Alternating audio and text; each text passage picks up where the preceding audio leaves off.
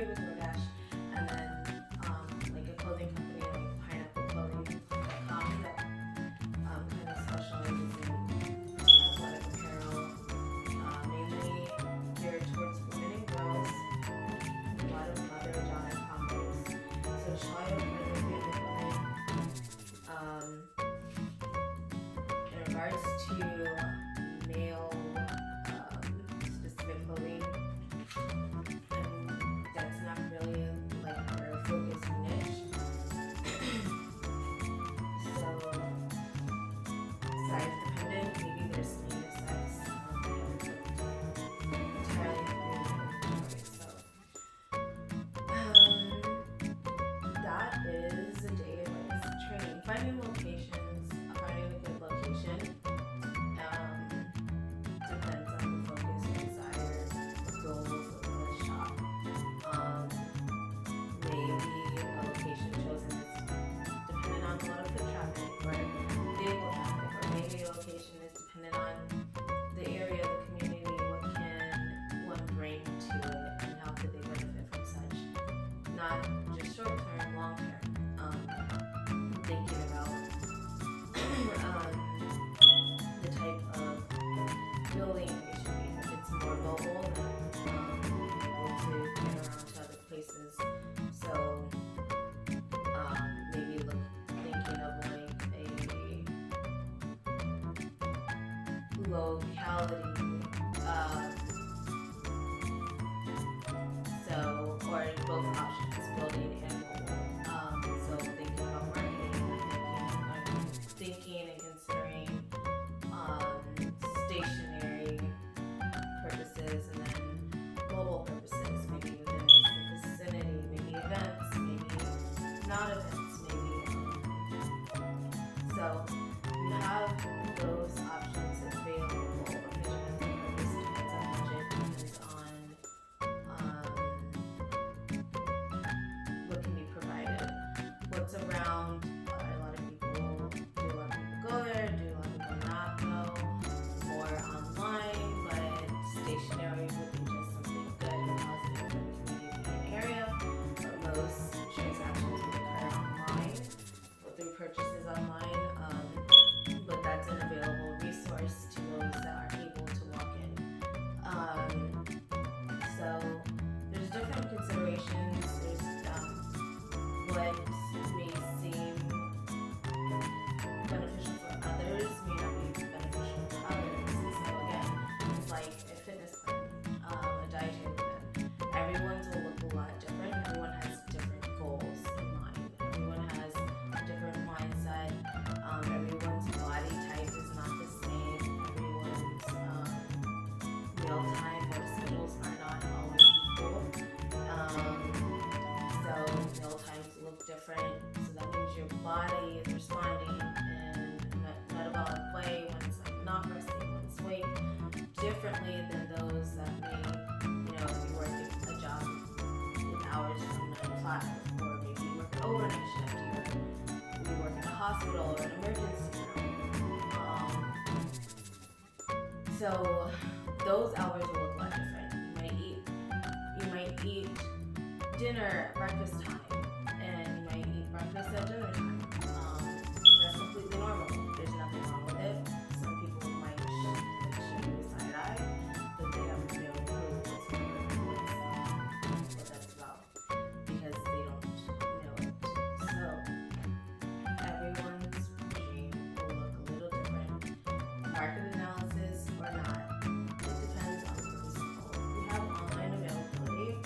Maybe some distributors don't function the best online. They prefer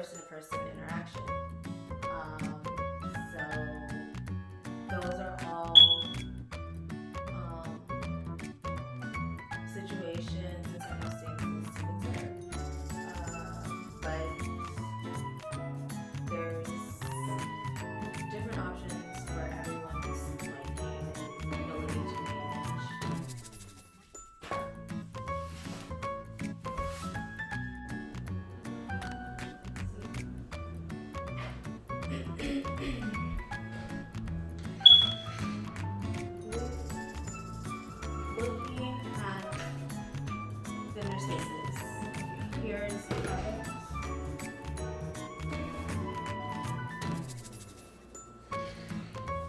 I'm gonna look at scripture here. Exodus 30, atonement money. Not everyone is religious based, freedom of religion. So don't listen or look at this if it's something that does not interest. I'm just gonna refer to the Bible. Atonement money, Exodus 30:11. Then the Lord said to Moses, when you take a census of the Israelites to count them, each one must pay the Lord a ransom for his life at the time he is counted. Then no plague will come on them when you number them. Each one who crosses over to those already counted is to give a half shekel, according to the sanctuary's shekel, which weighs 20 gerahs. This half shekel is an offering to the Lord. All who cross over those 20 years old or more are to give an offering to the Lord. The rich are not to give more than a half shekel, and the poor are not to give less when you make the offering to the Lord to atone for your lives. Receive the atonement money from the Israelites and use it for the service of the tent of meeting. It will be a memorial for the Israelites before the Lord, making atonement for your lives.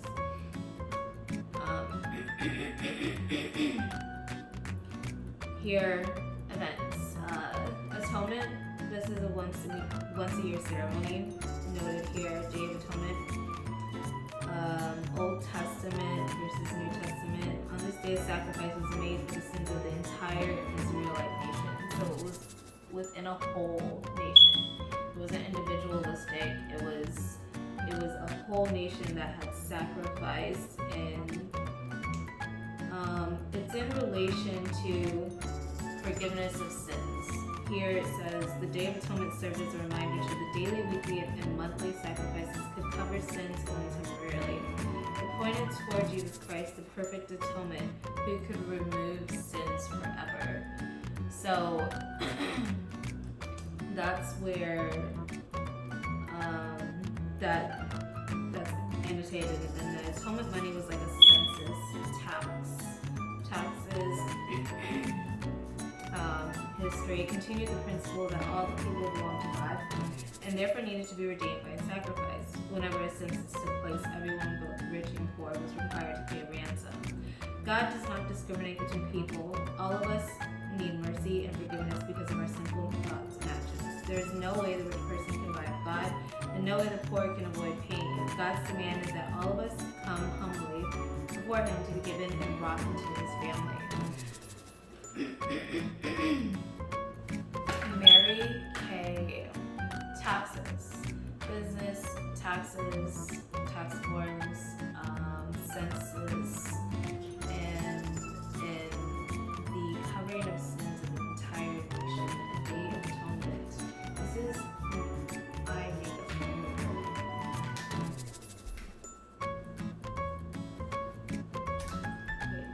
So considering ceremonies like a Day of Atonement, this is Old Testament Israel. You have news, you have headlines, you have circumstances that have occurred within Israel, maybe current events. Again, we're doing events, like research, I guess you could say, in regards to where can we have a marketability or accessibility to be able to display products, potentially have sales, get a profit, and there's a market there. Maybe there's a market. Maybe I don't want to do I make a remover. Like I have this product here, and I go and I'm looking for an event to be a vendor, and I say. Now I want to focus on which products do I want to have displayed. Maybe for specific areas, maybe for like specific locations, or maybe I'm considering what's been the most popular online. Do I want to order that for vendor purposes to have displayed for testing, like Do I want to have a lotion, like a face cream that people can test, like a tester, and then they can have that, and then maybe I'll have some on hand to sell, or they just do it online. So all of that is part of the brainstorm process. This is Mary Kay product, but if we're talking about Herbalife, do I want to have specific flavors available? Do I want to have body care products available for testing, and people can try the lotion, I can have a station where they can wash their skin, maybe not their face, but they can maybe do their hands, or maybe I can have a face station with a mirror, and they have that available. So you have different options to be able to consider in regards to such. So that's part of time off and researching and evaluating flavors, types of products, online, offline, attendance, fees, locations.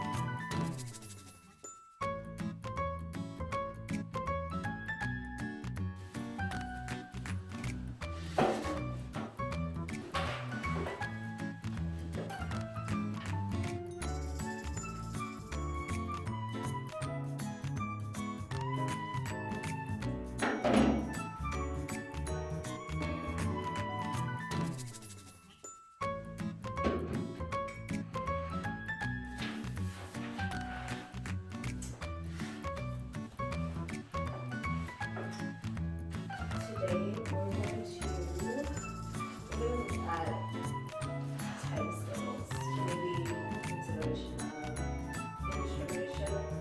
One of the benefits that people really like is that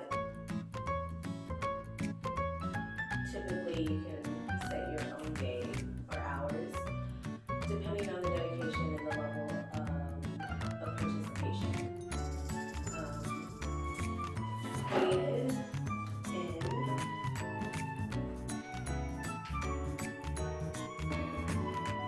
first year of earnings, it won't look like someone who's been a distributor for like 6 years.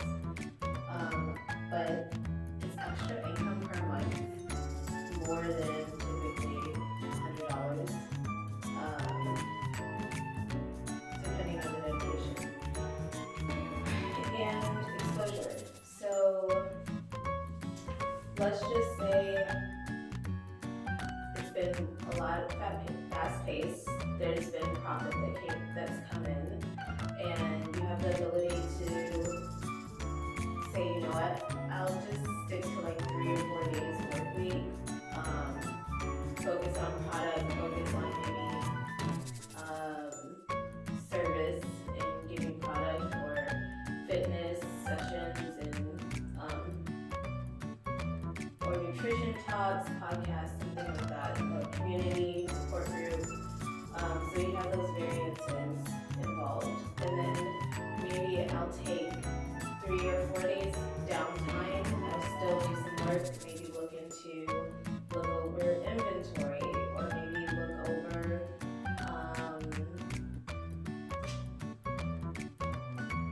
so we talked about location in regards to, so maybe I'm not to the point where I want to get a building, have a physical building, but I have product available for profit. So to get exposure, I might use a marketing scene, which could be something like a marketplace. Maybe it's something that's seasonal, only happens like usually the months of February and June, or maybe it's something that happens every month. So I go in and I look at different events,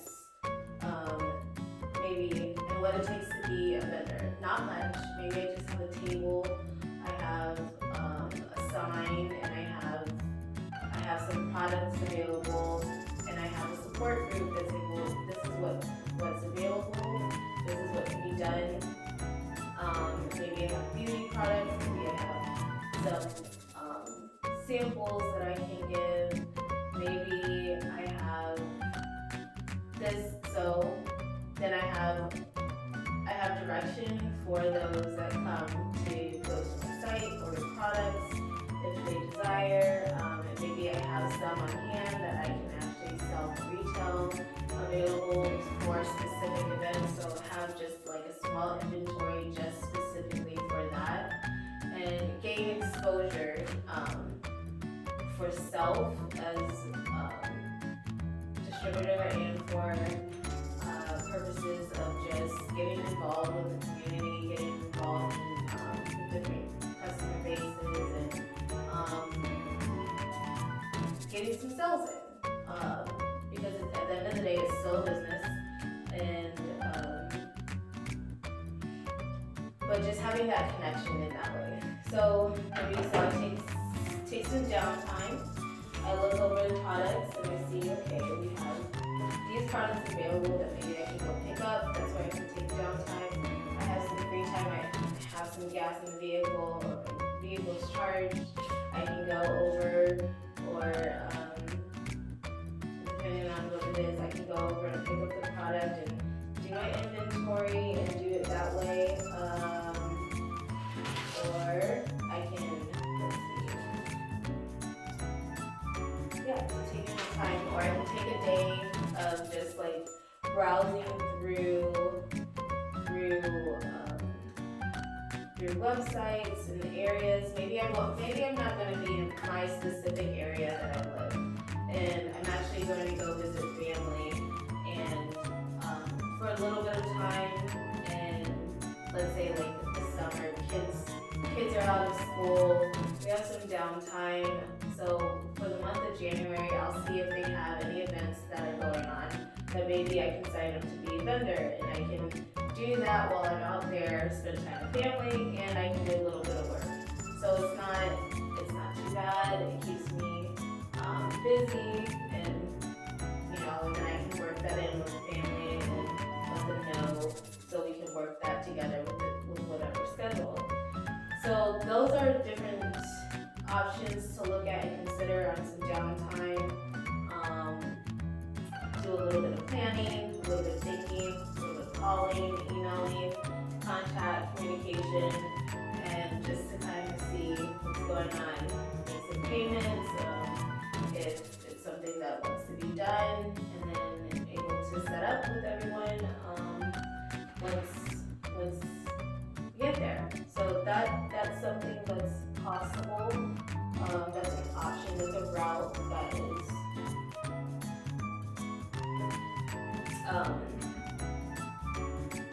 possible to do. for distributors.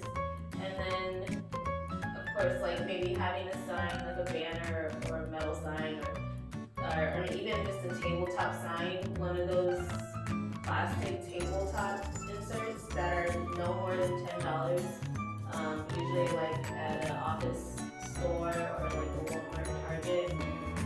Just insert the business information there and have that on the tabletop. And that's like have a digital link, but also physical cards available as well to give out to any participants that come. So that's something. Those are different options where it doesn't take too much work. It just takes a little bit of thinking, a little bit of background work, and depending on the size and space that's needed, not that big of a budget. So if you're just getting started and you're only making like a couple $100 in the first few months or something, it's considerable. Maybe I could take that and invest a certain amount towards an event and see what that feels like, and see what the profits look like there. Is it something that I like do? Maybe not so much the more I get into it or anything like that. So those are different options that are available. The distributorship and maybe going offline and going in person and marketing oneself. So that's what we'll take time to consider.